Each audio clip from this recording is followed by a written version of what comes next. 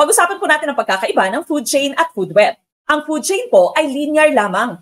A single pathway of energy in our environment. Meron tayong grass na producer, na kinain ng ating grasshopper, na primary consumer, na kinain naman po ng ating palaka, na secondary consumer, na siya naman pong kakainin ng ating eagle, na tinatawag nating tertiary consumer. Ang food web naman po ay mas complicated. Ito po ay intertwined or interconnected food chains. Mas realistic naman po yung ating food web. Kasi sa tunay na buhay, hindi lang naman iisang klase ng hayop or pagkain ang kakainin ng ating organisms. Ang eagle ay po pwedeng kumain ng palaka, ng mouse, or ng snake.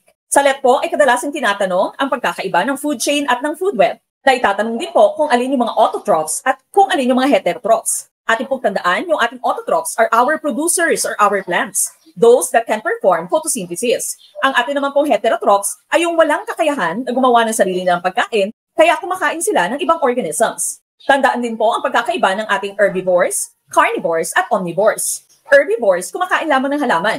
Carnivores naman, kumakain lamang ng meat. Ang omnivores naman po ay kumakain ng both plants and meat. Tingnan po natin kung masasagot na natin ang katanungang ito.